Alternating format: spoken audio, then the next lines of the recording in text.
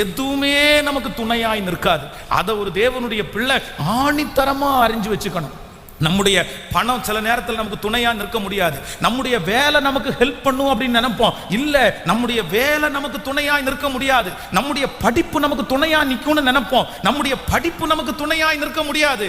ஆனால் நான் நம்புகிறேன், நம்முடைய தனிமையில யார் நம்ம கூட இருக்க முடியும்னா கர்த்தர் நம்மோடு இருப்பார். நான் தீர்க்க தரிசனமாய் சொல்லுகிறேன், யாரோ ஒருத்தருக்கு ஆண்டவர் பேசிட்டு இருக்கிறாரு, உன்னுடைய தனிமையில எல்லாரும் கைவிட்டாலும் இயேசு உங்களை கைவிட போவது இல்லை.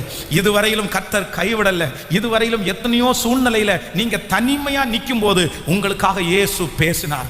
உங்களுக்காக ஆண்டவரே ஆட்களை அனுப்பினார். ஆண்டவரே உங்களை தைரியப்படுத்தினார். ஆண்டவரே உங்களுக்கு பலன் தந்தார். இத்தனை நாட்கள் உங்கள் பிள்ளைகளை நீங்கள் வளர்த்தினது உங்கள் பலன் அல்ல. உங்க குடும்பத்தை நடத்தினது உங்கள் பலன் அல்ல. எத்தனையோ பேர் உங்களை கைவிட்டாங்க. உங்க அம்மா, உங்க அப்பா, உங்க சொந்தம், உங்க